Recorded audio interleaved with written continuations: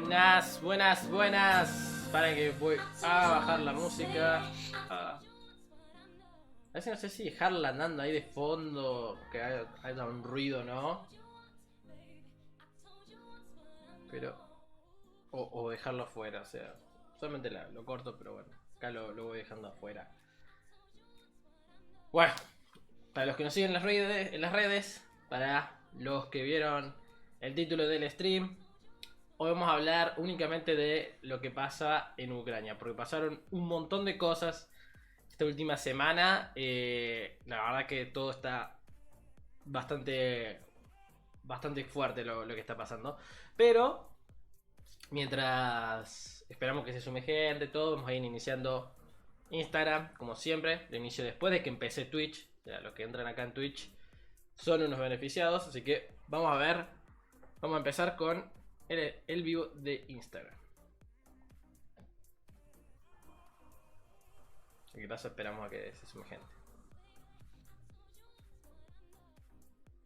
Bueno, allá viéndole, he iniciado también en Instagram. Estamos en ambas plataformas como siempre. Vamos a tener muchas cosas para compartir. Vamos a ver varios mapas, un par de gráficos, vamos a ver noticias. Va a ser un live, no sé si largo, capaz que corto, no sé. Usualmente dura una hora esta transmisión. Pero si ustedes tienen preguntas, dudas, podemos ver varios discursos que se dieron hoy. Lo que dijo Naciones Unidas.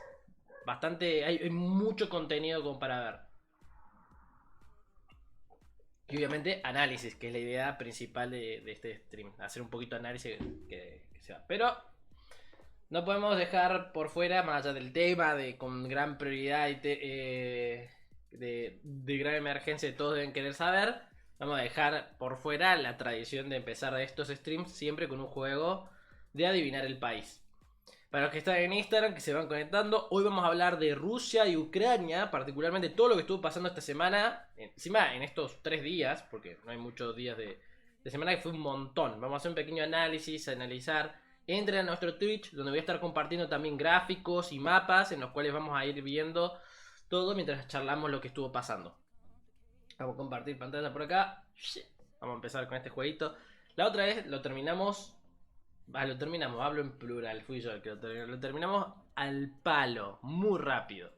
Como vamos a hablar de Rusia y Ucrania, vamos a empezar por Ucrania. Está a 10 kilómetros de Ucrania. Rusia. No, Rusia no es.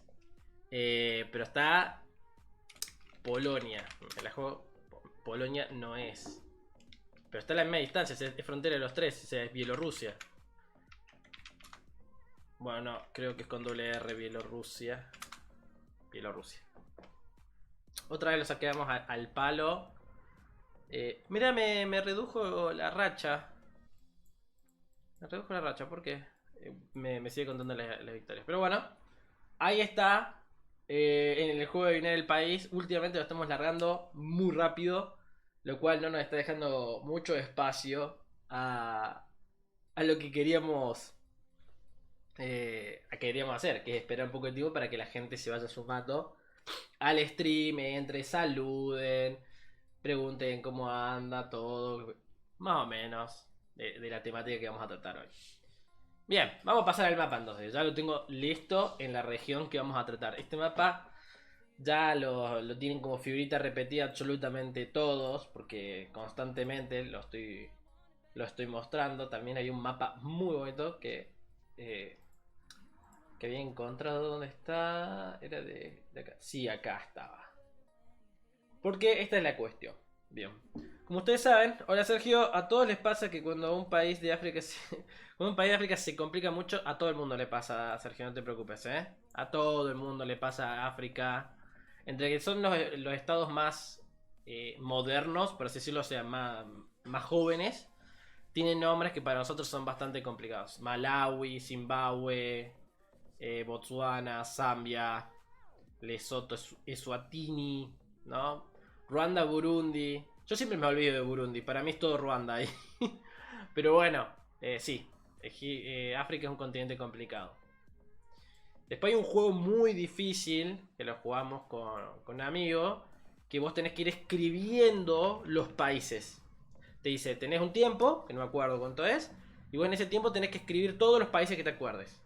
El problema es que está en inglés, o sea, solo tienen que ser los nombres en inglés, y no todos los nombres son iguales. O sea, a mí, por ejemplo, se me complicaba un poco en Países Bajos, que en inglés es Netherlands. Bueno, escribir Netherlands. Chequia, en inglés es check con Z ahí en el medio, en vez de CH, eso es CZ. Bueno, cosas así, detallitos. Ya lo voy a ir mostrando más adelante, capaz que se los muestre, si es que lo vuelvo a encontrar.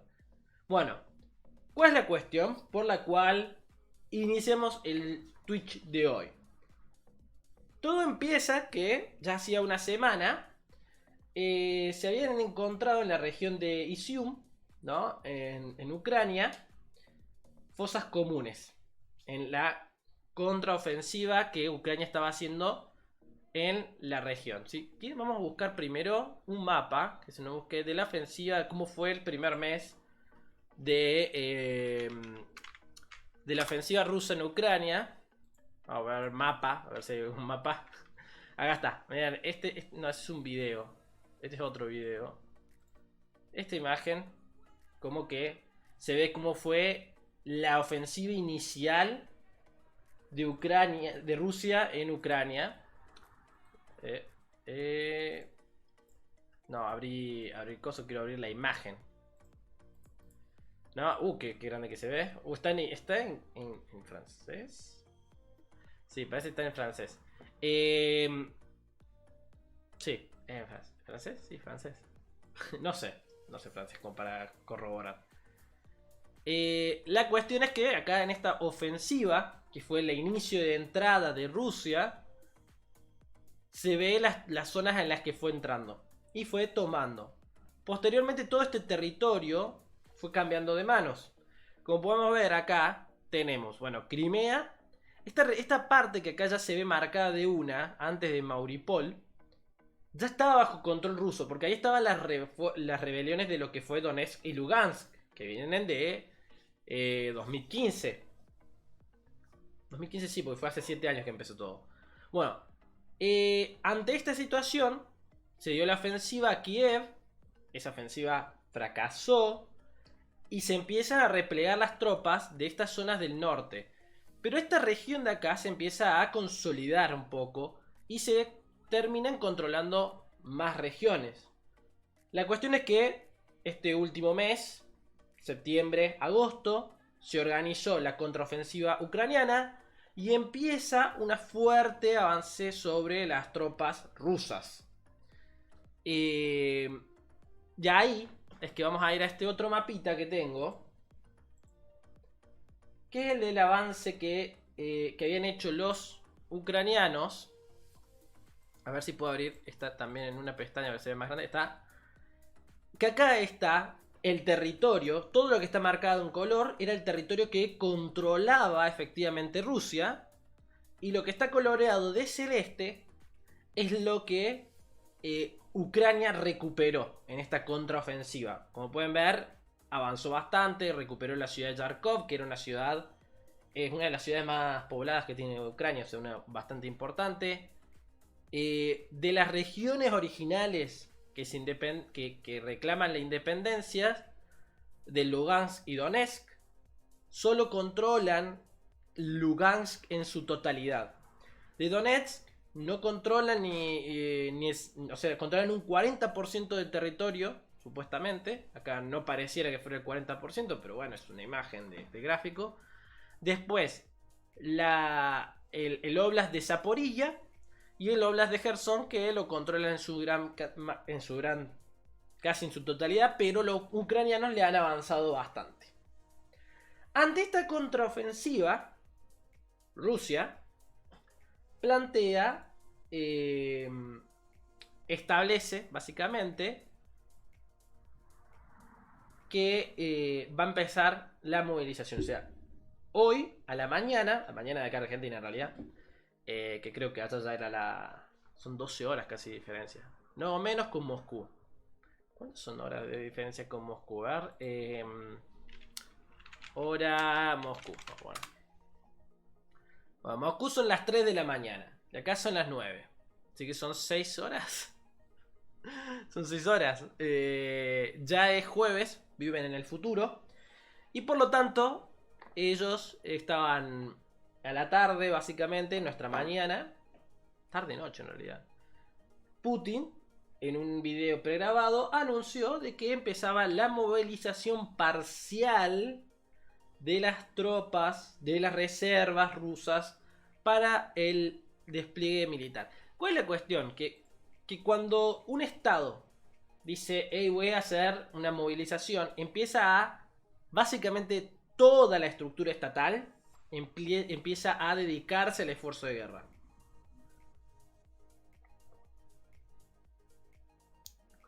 Y eso es lo que puede derivar, como es parcial, todavía no es del todo, pero puede derivar en una guerra total. ¿Qué es cuál es la cuestión? Las guerras totales hace rato que no se están dando. Ningún estado está... Bueno, ninguna guerra de las que tenemos son dos estados que están desplegando toda su infraestructura, logística, producción y recursos humanos a la guerra. No hay una guerra total entre dos estados. Creo incluso, a ver,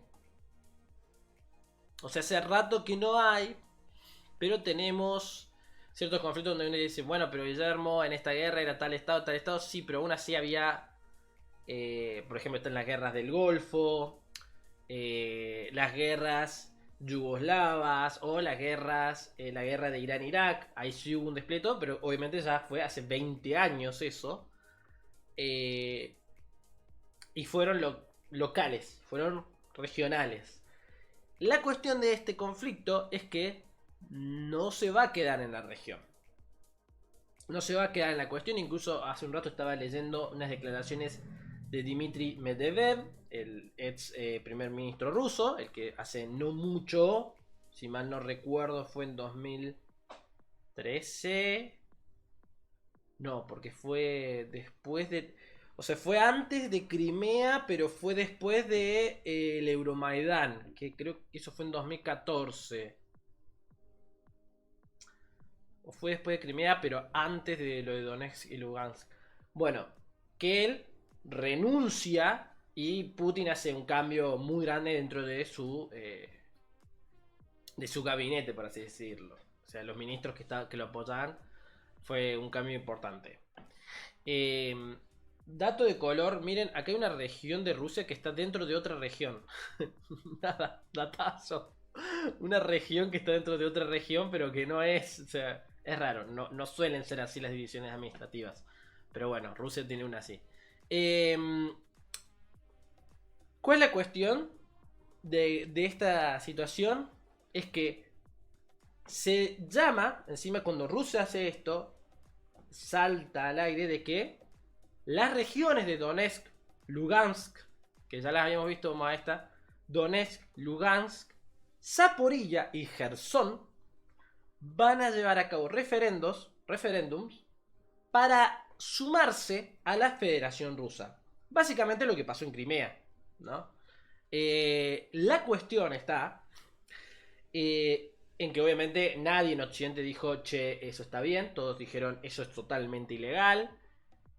Sumado a que hay varias regiones, 2 de las 4, o sea, la mitad, que Rusia no controla en su totalidad, que están en un conflicto abierto, en una guerra, y literalmente que Rusia acepte a estas repúblicas para formar parte es ir a una guerra total. ¿Por qué? Porque con el inicio del conflicto estaba la amenaza de, che, Rusia tiene armas nucleares. Guarda, tiene armas nucleares. Ucrania no tiene.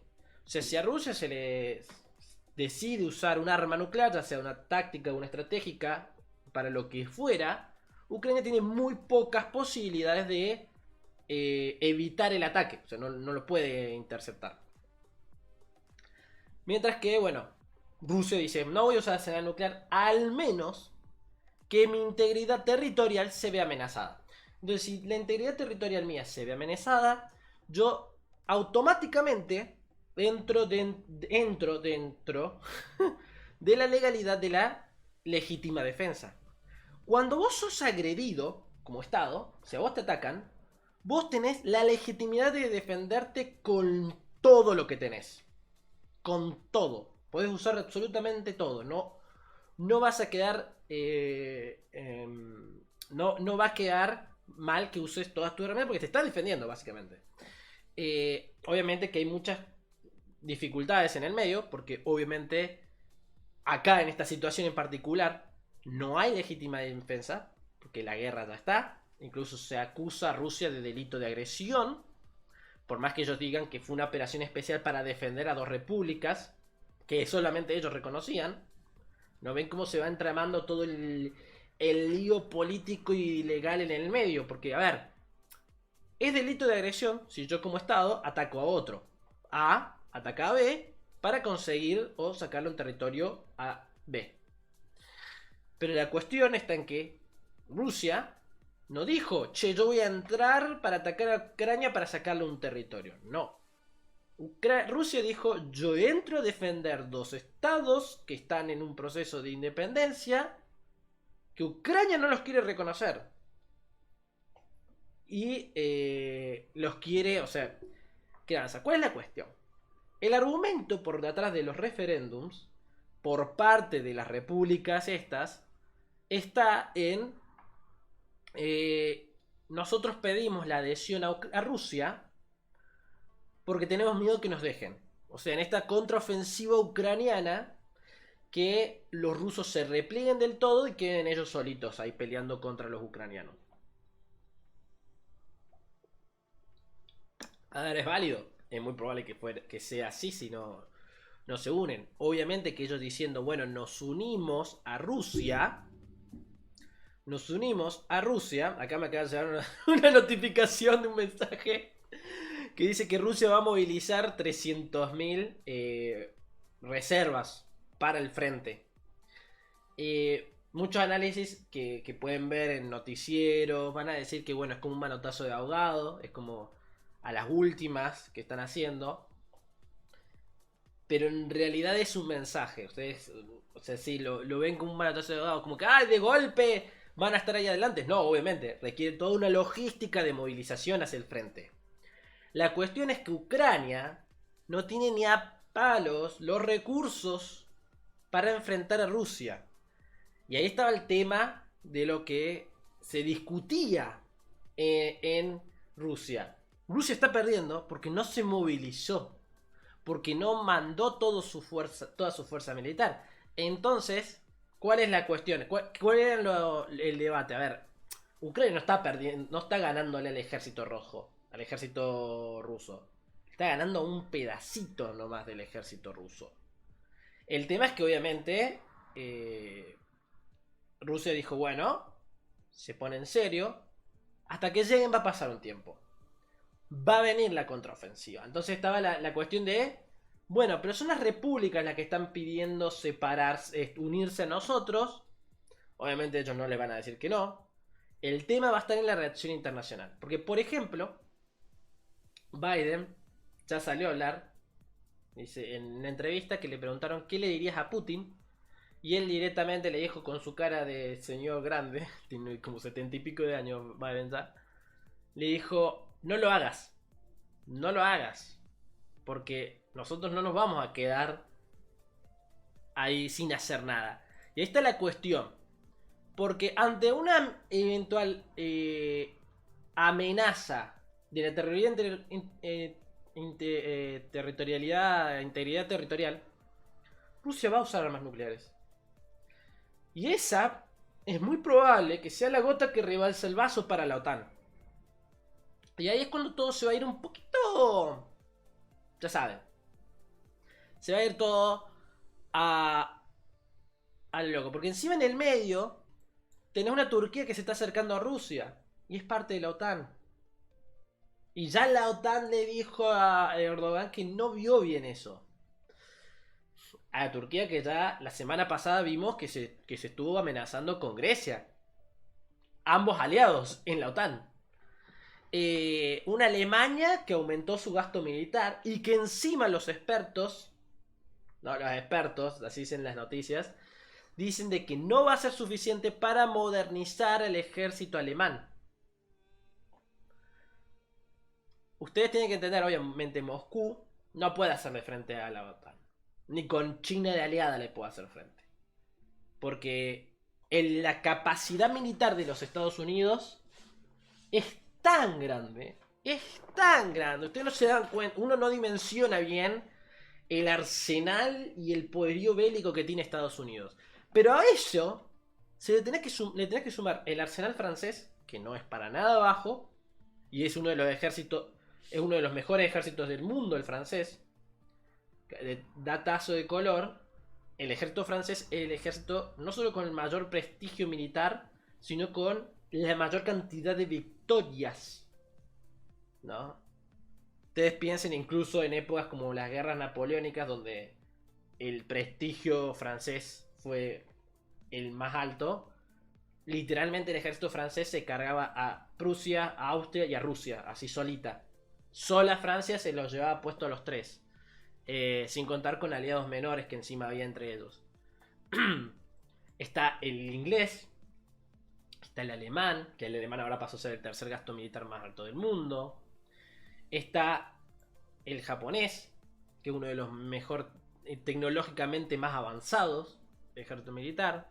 El de Corea del Sur, que como sabemos anda de en última tecnología por el tema de Corea del Norte, y tienen unas tropas bastante entrenadas, a diferencia de un estado que está en paz, que no necesita constantemente entrenamiento. Corea del Sur, como está siempre en alerta de guerra, porque no se firmó la paz con Corea del Norte. Con Corea del Norte hay un cese el fuego nada más. Entonces siempre tienen las tropas entrenadas para una guerra que puede darse ya. Sumado a aliados fuera de la OTAN, aparte de ellos dos, también está la India, Australia y Nueva Zelanda. Que uno siempre se pone a pensar y siempre piensa el estado individual. Que es la verdad, a ver, uno hace más presión como estados individuales. Pero si la OTAN se activa, que no es que nunca haya pasado, se actuaron en varias situaciones. Las cosas siempre actúan 3 o 4 estados y no toda la OTAN. Pero si actúa toda la OTAN, no hay forma que uno de los, o Rusia o China puedan bancarlos. El tema está el uso de las armas nucleares. Y esto es lo que yo siempre digo con mis compañeros de mi profesión. Si se arma una guerra total y se van a los misilazos nucleares, lo cual dudamos, a ver, los costos para cualquier estado en cuanto aprieten el arma nuclear contra otro que también lo tiene, son muy elevados. Son muy elevados los costos. Pero que digo, si una nación, si Rusia se va a la guerra total con armamento nuclear contra otra, como es la OTAN, como serían todos los aliados de la OTAN, y podríamos decir que Europa del Este, básicamente, no va a quedar. No, o sea, Moscú sabe, Putin sabe que no les gana. Van a destruir Rusia, ponele. Pero en el medio, él sabe que se va a llevar puesto a otros. Es como te digo, la OTAN va a llegar a atomizar Moscú y San Petersburgo. Pero en el medio, Rusia va a atomizar Berlín y Varsovia, por ejemplo, ponele, ¿no? No lo van a hacer, porque no son objetivos reales, incluso no se atomizan, no se usarían como objetivos atomizar esas ciudades. Hay ciertas reglas en el sistema internacional para la guerra. No tirarían una bomba nuclear a Berlín, pero bueno. Es para hacer hincapié de que destrozarían estos dos estados, porque el problema también está en que, bueno, tiraron el arma nuclear para destruir arsenales o regiones que eran militares, que en general no están muy cerca de las ciudades, pero para lo que es la radioactividad están cerca. y va a pegar la radioactividad ahí. Y también para lo que es la onda expansiva, ¿no? Más que nada porque Rusia encima fue quien elaboró y desarrolló lo que es la bomba zar, la más poderosa.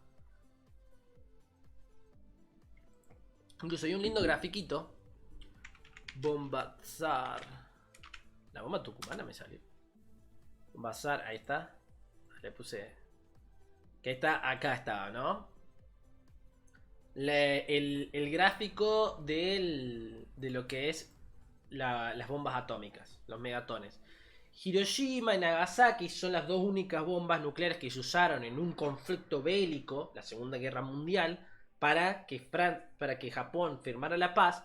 Su hongo, el hongo que generó, ¿no? No superaba en altura al Monte Everest, ¿no? Y acá lo ponen. La bomba zar, que fue desarrollada en el 61 por Rusia, supera por mucho. Por mucho. Acá está en inglés. Son casi unos 220.000 pies. ¿Cuántos son? Pies a metros. Como odio que usen el sistema imperial para... Serían 220.000. Serían aproximadamente unos 67.000 metros. 67 kilómetros tiene de alto el hongo nuclear ruso, de la bomba zar. Ni contar, bueno, lo que puede llegar a ser de destrucción si se tirara esta bomba. Pero la verdad es que no hay bombas que se hayan usado en conflictos militares. Estoy seguro que quien nos empezó a seguir ya nos seguía de antes. Gracias por el follow. Pero estás seguro que ya nos seguías. Sí, ya nos seguías. Pues ahí lo veo hace 2 semanas, no empezaste a seguir. Gracias por el follow. Pero la cuestión estaba en este tema de que, bueno, el uso de armas nucleares es eventual, puede darse. Pero es lo que yo voy. Yo, en enero, que hablamos sobre esta cuestión de Ucrania, y a principios de febrero lo volvimos a hablar, acá mismo, con un invitado especial que era Facu Tapero, estuvimos hablando sobre el conflicto en sí, y en una era como, ¿para vos lo va a hacer? ¿Va a invadir? Sí, podría llegar a invadir, pero los costos son muy altos. Yo personalmente creí que no lo iba a hacer. Y lo terminó haciendo, o sea... Y los costos que les cobró a Rusia a nivel económico fueron altísimos. La inestabilidad económica mundial se está dando en parte por este conflicto. Entonces, bueno, ¿cuál es la cuestión? Que ahora encima va escalando porque lo que está sucediendo de trasfondo es un intento de Rusia, básicamente, de cambiar el sistema internacional. O sea, de plantear una nueva normativa, de plantear un cambio de los actores más relevantes. Porque parte del argumento de Putin es liberar a estas naciones. Él dice, la estoy liberando básicamente. Incluso uno decía, ¿cómo? Pero Rusia acusaba de que Ucrania está lleno de nazis, de fascistas. Al mismo tiempo acusaba a la Unión Europea de ser títere, ¿no? Les dijo que eran títeres de los Estados Unidos. Porque en la visión rusa está esta idea de que Estados Unidos es el títere de todo el resto de Europa, ¿no? De que ellos manejan a la Unión Europea de fondo, ¿no?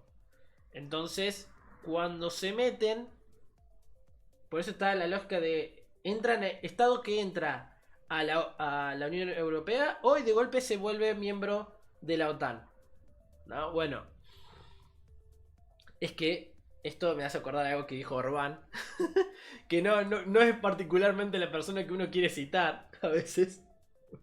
Vale, se cruzó una mosquita. Por eso hice el manotazo.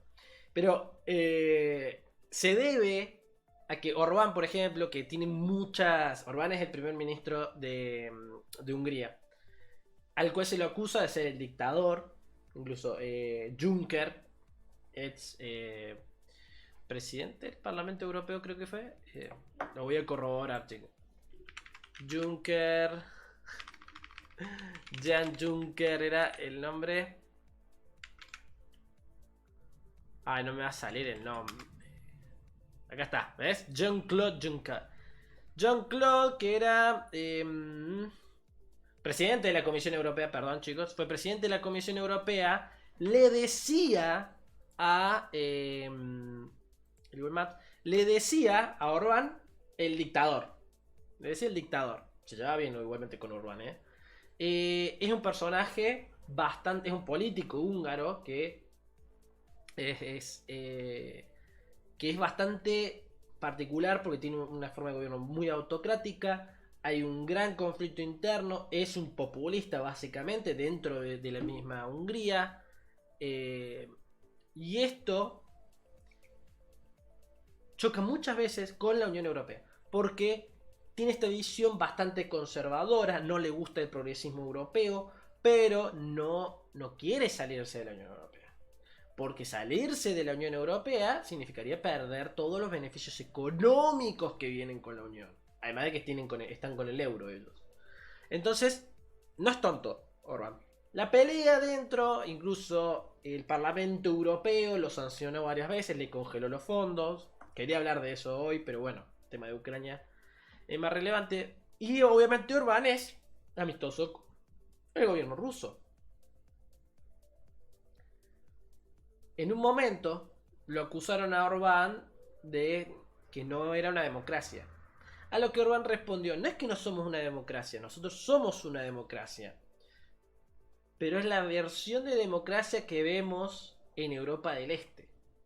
En la Europa Oriental. No es la misma, él le decía encima democracia liberal. No es la misma democracia liberal de Europa del Este que la democracia liberal de Europa Occidental. ¿No? Esa misma idea es como que siempre veo. El funcionamiento de Rusia, de cómo debería ser el sistema internacional, no es el mismo que tiene Occidente. Porque donde pecan los rusos, a mi parecer, la política exterior rusa, es pensar que su visión y visión que tienen de su sistema internacional es la misma que está en los Estados Unidos. Que es la misma que manejan usualmente los movimientos de izquierda anti-Estados Unidos, que es esta visión del imperialismo. Estados Unidos sí, obviamente, que es esta idea imperial, quieren dominar, pero su dominio es económico, puramente económico. Entonces, en tanto yo doy, hay prosperidad económica, todo bien. Comerciamos, no negociamos. Si vos empezás a hacer cosas que interrumpen mis negocios o los negocios generales, ahí me meto. Si no hay negocios de mi interés, no me voy a meter. Que es lo que sucedió. A ver, lo tenemos en el caso de América Latina. Más que nada que encima se suma a la lucha ideológica contra el dominio soviético durante la Guerra Fría. Pero en gran parte, la política exterior norteamericana se centra en eso. Yo tengo un interés económico. Ahí voy. Por eso está siempre el chiste. Alguien dijo petróleo y aparece Estados Unidos. Está en los memes, ¿no? Acá hay petróleo, pum, y aparece Estados Unidos, ¿no? Es hora de intervenir. Descubrieron que hay petróleo en tal lado. Me parece que tal lugar necesita algo de libertad. Son intereses económicos. Estados Unidos se maneja por esa cuestión. Si no hay un interés económico en la región, no me meto. Por ejemplo, regiones de África, donde Estados Unidos no tiene interés económico, no se mete, ¿no? E incluso África, lo que nosotros vemos, a ver, es el gran lío de la distribución de la Confederación del Congreso de Berlín en el siglo XIX. ¿Okay? Se fueron las naciones coloniales. Estados Unidos participó, pero fue para asegurarse que Liberia se mantenga independiente, que no interviniera ningún estado europeo. Ahora, ustedes si se ponen a ver a los países africanos, son en su gran mayoría socialistas o gobiernos conservadores que tienen guerrillas socialistas adentro, o gobiernos que no se sabe qué son autoritarios, pero se están matando entre ellos para ver qué son todavía. Gran parte de esos estados fueron influenciados por la Unión Soviética. E incluso la gran influencia, la gran victoria de influencia que tuvo la Unión Soviética fue África. Porque Estados Unidos casi que ni se metió en la región. Creo que solamente se metieron en en Somalia. Fue en Somalia, si mal no recuerdo. Porque pasó algo extremadamente gracioso ahí, que un grupo que era capitalista estaba aliado con la Unión Soviética, y el otro grupo socialista o comunista estaba aliado con los Estados Unidos y se estaban matando entre sí. Y es como, ¿qué pasó acá? ¿Por qué pasó eso? Bueno, pero en general la región fue con una gran influencia soviética. ¿Por qué? Porque la verdad que no había mucha influencia. El único estado donde no se pudieron meter fue Sudáfrica. Esta parte del sur estaba bastante bajo la esfera de los británicos. Y ahí está el tema de que a veces uno dice, bueno, está bajo la esfera de los británicos, está bajo la esfera norteamericana. No es así. No es así. Es Sudáfrica, está bajo la esfera de influencia británica. Que el Reino Unido esté amigo de Estados Unidos es otro tema. También está la cuestión de que Estados Unidos, con lo que fue la crisis de Suez, le paró el carro a Francia y a los ingleses. Che, ustedes no son las potencias hegemónicas del mundo, soy yo. Entonces está esa visión. Ahora, el tema es que Rusia quiere cambiar a un sistema internacional que yo diría que es más o menos a lo que era antes de la Segunda Guerra Mundial. Donde enfrentarse a un conflicto e ir a una guerra es una herramienta que te puede dar derechos. Y ya no es así. Ya no es así. La cuestión es que para mantener el sistema de ahora, que no es muy viejo, no tiene ni 100 años nuestro sistema internacional, nuestras normativas, organizaciones que lo avalan, pero sí es uno de los que más está durando. Porque a ver, muchos han durado más tiempo. A ver, tenemos la paz romana que duró 1000 años.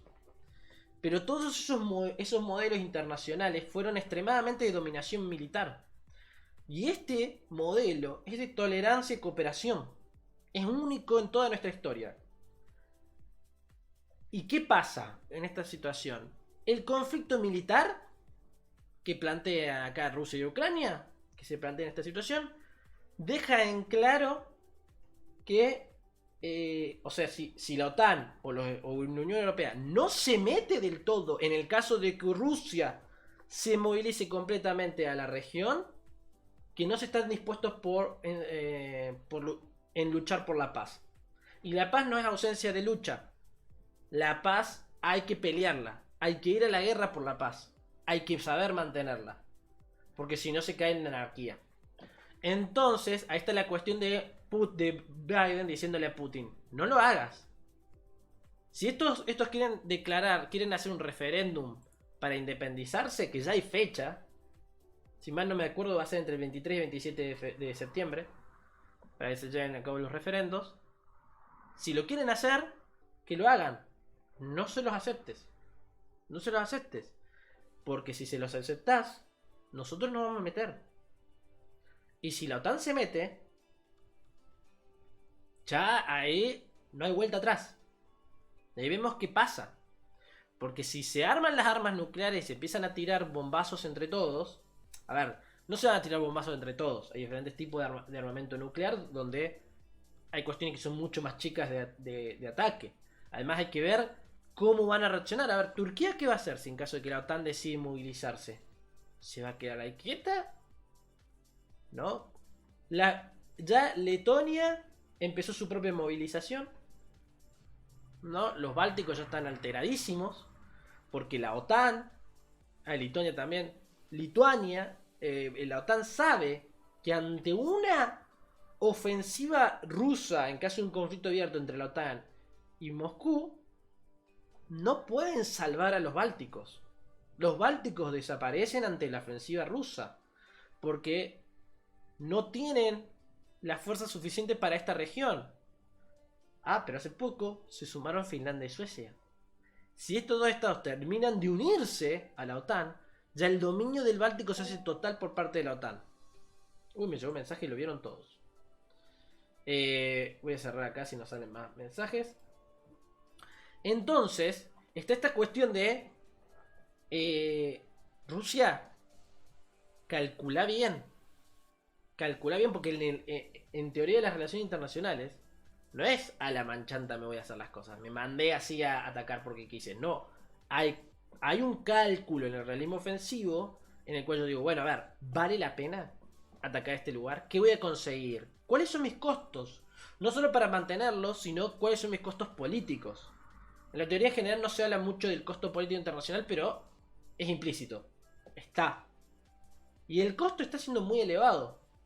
La cuestión es que me parece, esto ya es porque no vamos a hacer futurología, no puedo hablar, no puedo hacer el futuro, pero es que Putin se está jugando al juego de la gallina. El juego de la gallina es básicamente, hace referencia a dos automóviles que van de frente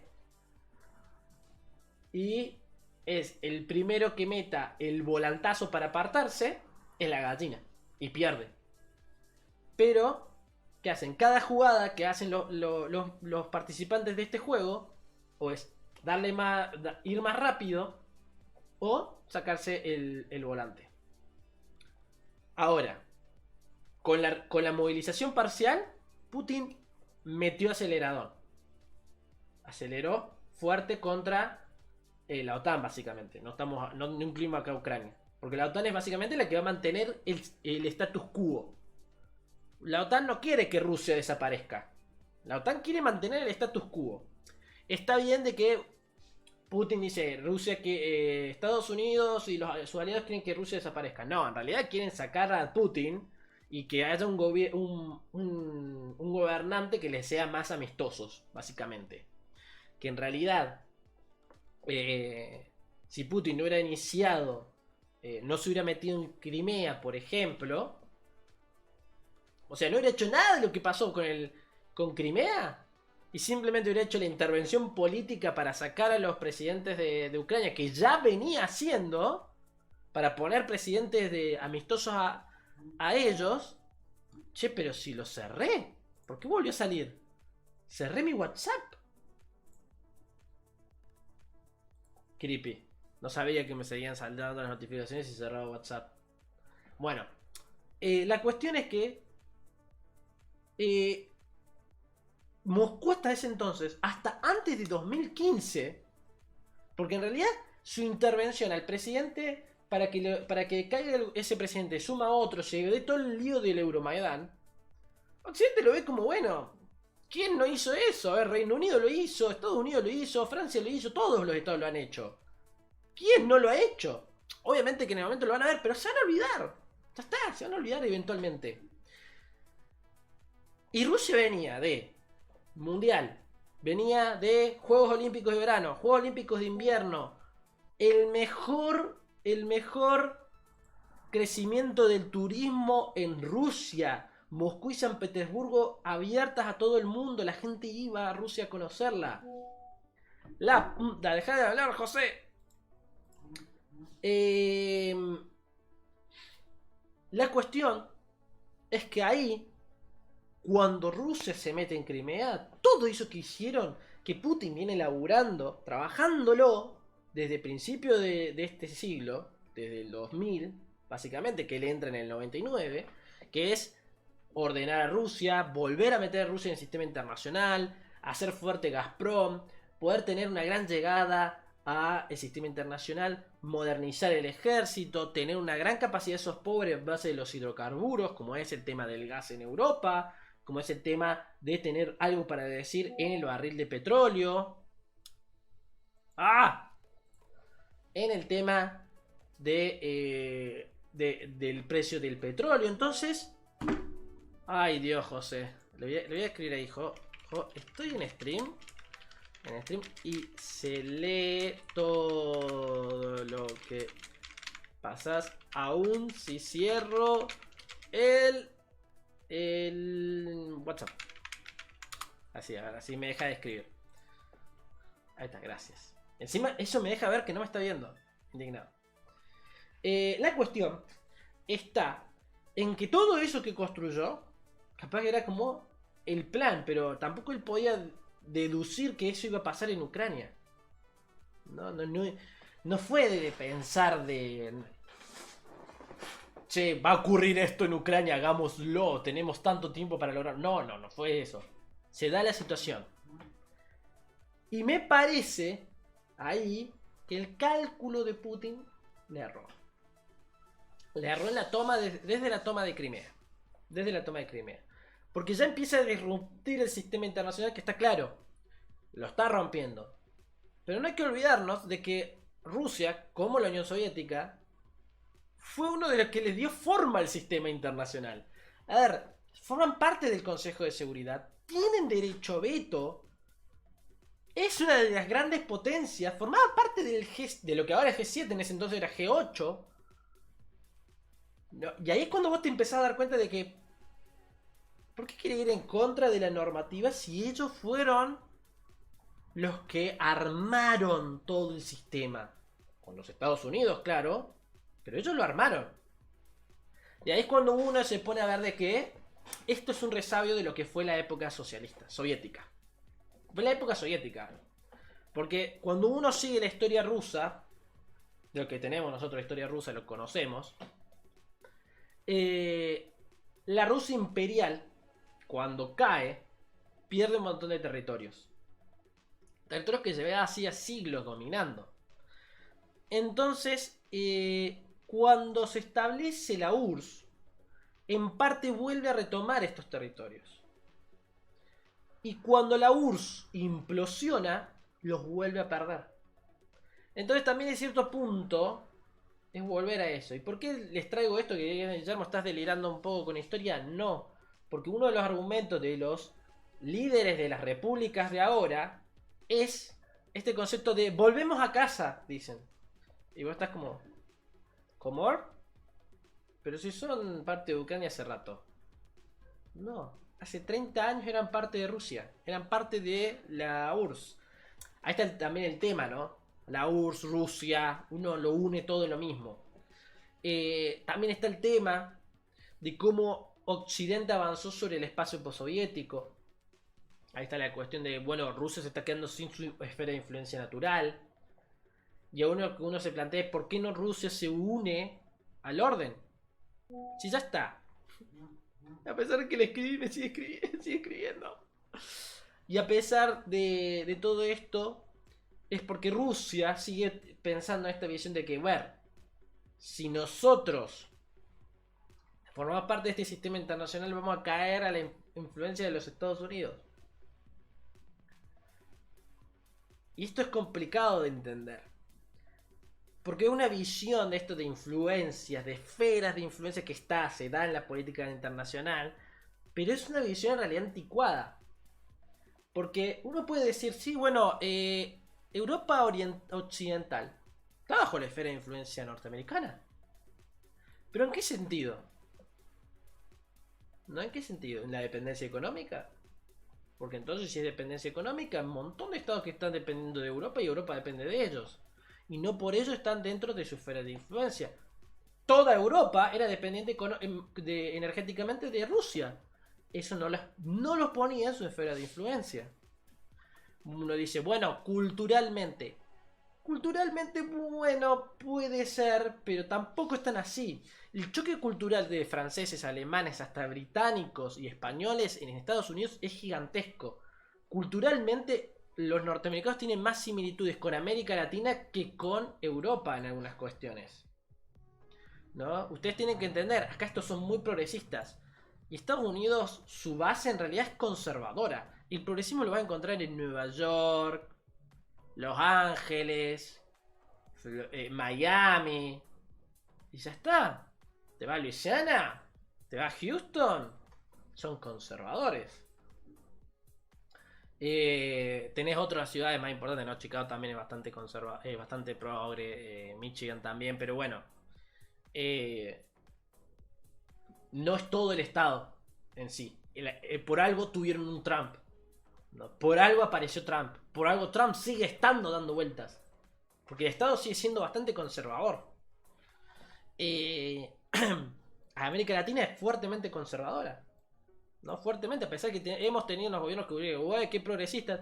Pero cuando uno ve lo que ha hecho Europa, somos sumamente conservadores. Y encima sumamente católicos. Es muy abuso el peso que tiene la religión en América Latina y en los Estados Unidos, que en Europa no lo van a encontrar. Eso los esas diferencias no los hacen formar parte de su esfera de influencia. Entonces, ¿en qué sentido son parte de la influencia, son parte de la esfera de influencia estadounidense? En parte de que colaboran políticamente, de que tienen la alianza militar. ¿Por qué tienen la alianza militar? Porque comparten valores. ¿Cuáles son esos valores? La democracia liberal, las relaciones comerciales, la libertad de expresión. Son valores que empezaron en la Revolución Francesa. Se expandieron y en Estados Unidos los tomaron. Entonces, ¿quién fue el que influenció a quién? ¿Quién está en influencia de quién? Pues los valores en realidad son franceses. La propiedad británica. La fuente de conocimiento del Estado norteamericano es John Locke, autor británico. Entonces son británicos. Ahí me escribieron en Instagram.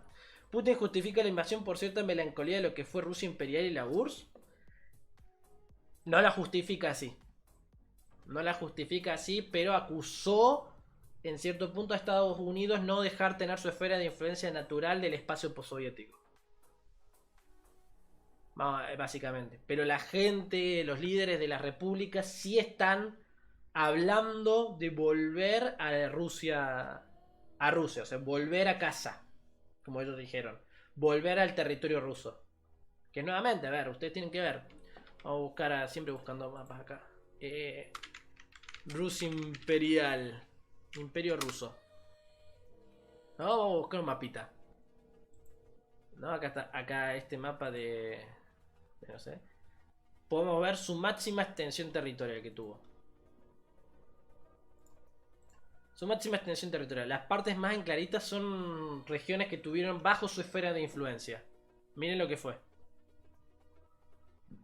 Acá está Alaska, incluido esto. Finlandia. Todo el Báltico.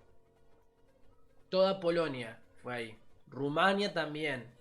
Esto de acá era...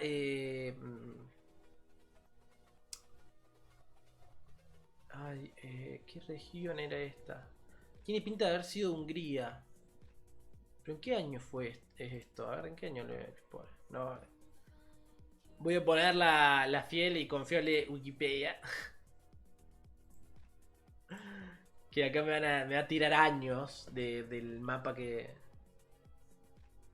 Bueno, acá es la particiones de Polonia. O sea, el arroz de Kiev. La bandera este es 1914, pero no se nota. Acá está, expansión rusa entre 1300 y 1945. Estamos hablando hasta la época de... Ustedes ven el inicio como sus principados, el principado de Moscovia, cómo se fue expandiendo. Sobre Europa Oriental y el Báltico es lo que está en celeste y en... vamos a agrandarlo más. ¡Upa! Bueno, pero acá lo vemos bien. Allá está el máximo a la izquierda. Miren.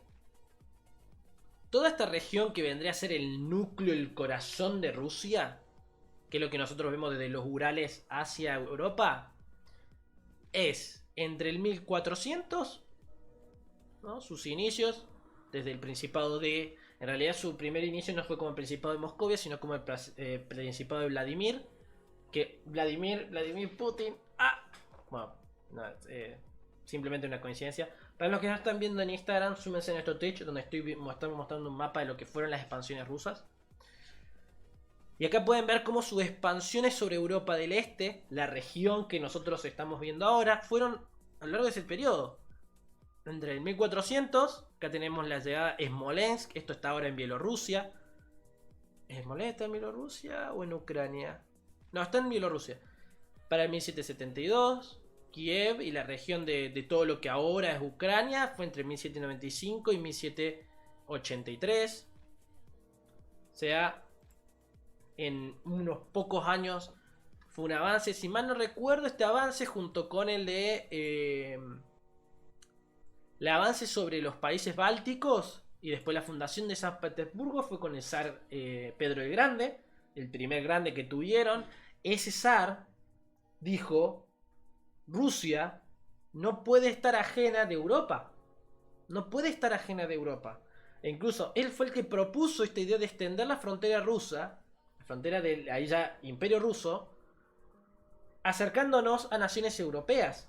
Y fue uno de los primeros en irse de Rusia a hacer una gira por Europa. En ese entonces, bueno, Europa hizo su gira por los Países Bajos, por el Reino Unido y los países, creo que eran los Países Bajos españoles, algunas regiones de Alemania, y volvió con un montón de ideas que después la desplazó en la creación de San Petersburgo después de la Gran Guerra del Norte, que fue una guerra contra Suecia, en la cual Rusia estuvo aliada con Polonia, estuvo aliada con Dinamarca y con el Reino Unido. Por lo tanto, cuando uno estudia historia europea y la historia de Rusia, Rusia fue parte de Europa. Siempre participó en los conflictos europeos, defendió Europa contra las amenazas mongolas. Fueron quienes pusieron un montón de esfuerzo de guerra en las guerras napoleónicas.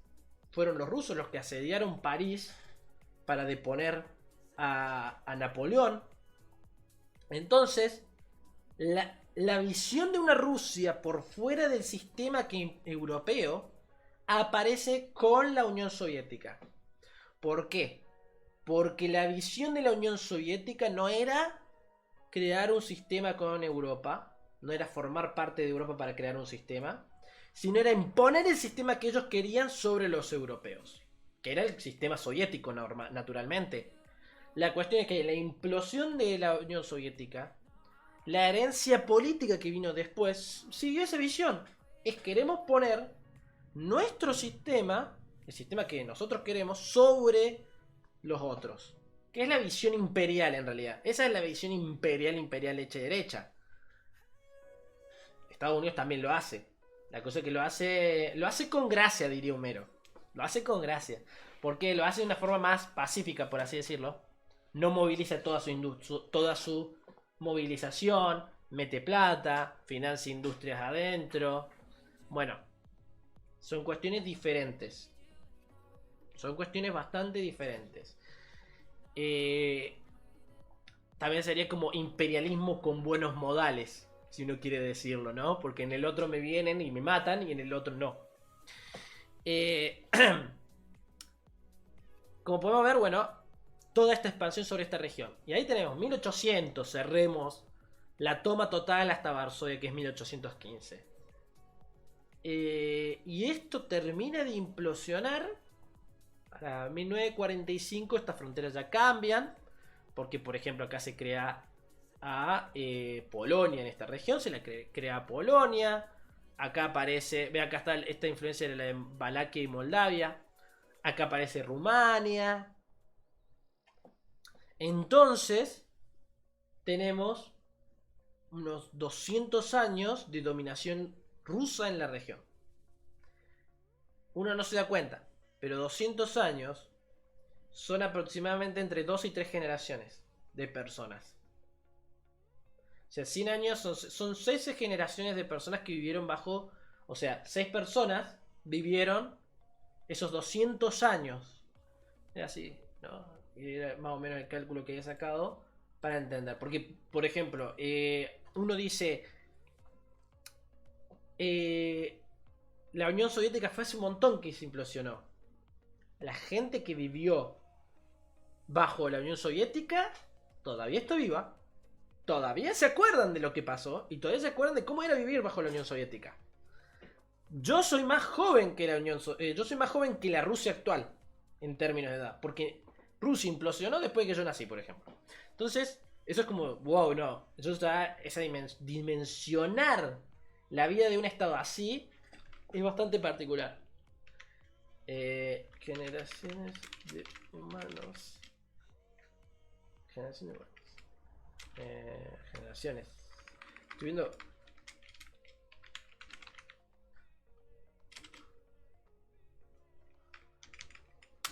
¿Cuántas generaciones de humanos han existido? No, 2000, se remonta a más de 2000 generaciones la humanidad, pero bueno. Entran en un siglo. Ahora vamos a ver. Visto y considerando, claro que A ver, una generación se toma como 30 años. O sea, esos 30 años es una generación. Entonces serían 4 generaciones por siglo. Entonces vos tenés en esos 2 siglos 8 generaciones de personas, ¿no? Que estuvieron viviendo en esa época y que, bueno, implosiona la URSS. Hace 8 generaciones vive mi familia acá. Bueno, se dan una idea para que tengan en cuenta. Sin embargo, es menos que eso. Porque eso es como un promedio muy establecido. Pero yo me pongo a pensar en mi propia familia. Yo tengo mi abuela, nació a principios del siglo pasado. Mi madre nació a mitad. Y yo nací al final. Y eso ya es un siglo. Ya pasó ahí un año. Un siglo, quiero decir. Y fuimos 3 personas.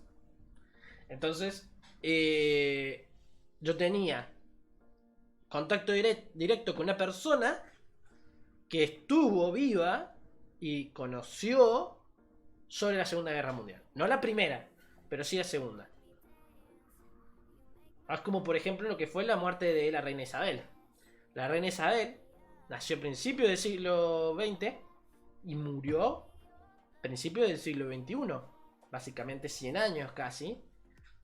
Y ella fue una generación. Su hijo nació a mediados del siglo casi, poco antes, en realidad no era tan a mediados, un poco antes, y sus hijos, los hijos de Carlos, nacieron a finales. Finales, y creo que Harry es más joven que yo. Para hacer una idea. O sea, 3 generaciones. Pero bueno, esa es la especulación que daban en ese... Bueno, anda a corroborarlo, que sea así, no sé. Entonces no es mucho tiempo, es mucho tiempo cuando uno lo ve, pero las personas son 6 personas que vivieron. Y esa idea de constantemente de esta tierra era de tal, y más que nada que en la época soviética se hicieron todos esos movimientos demográficos, lo hacen bastante más importante. Che, ahora que veo, estamos hace una hora hablando de esto. Básicamente estaba la cuestión de, se va a llamar a referéndum en estas regiones, se va a votar entre el 26, entre el 23 y el 27 de septiembre. El problema está en que, bueno, ¿cómo lo van a hacer? Porque están en plena guerra. ¿Quiénes van a votar? ¿Qué elementos van a usar? Ahí se está hablando que van a hacer voto electrónico. ¿Va a ser legítimo esto? Obviamente que Occidente ya dijo, eso no va a ser legítimo. Definitivamente. Y el tema nuevamente está en que, bueno, entonces ahora, ¿qué hacemos? Rusia hace esto también como para decirle, como esperando de que Ucrania frene. Como diciendo, no, bueno, esto ya es too much. Pero Ucrania no van a frenar. No tienen esa intención al menos. Y más que nada porque Rusia ya dijo, Estados Unidos ya dijo a los rusos, no hagan esto, no lo hagan.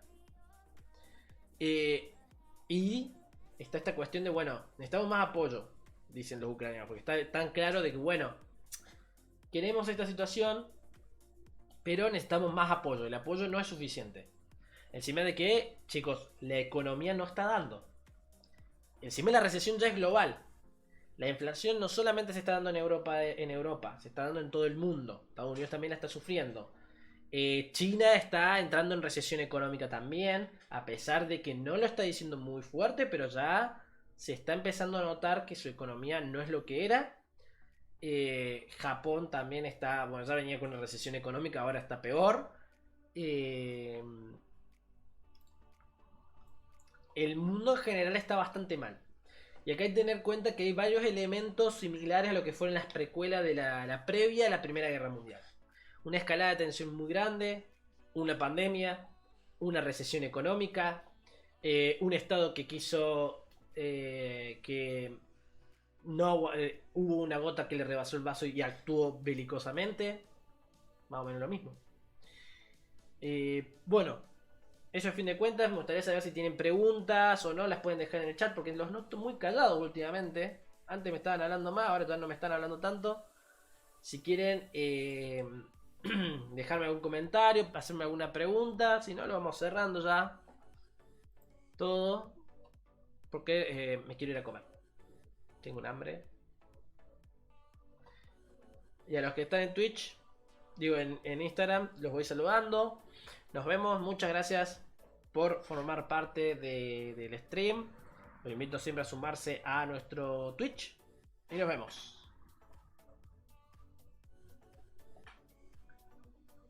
Bueno, veo que no hay muchas dudas sobre el tema.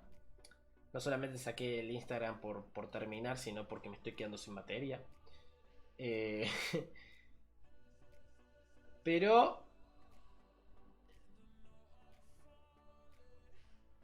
lo dejo ahí esperando a ver si se le ocurre decirme algo. O lo vamos dejando acá. Fue muy complejo el conflicto, chicos. Vamos a hablar un buen rato sobre todo.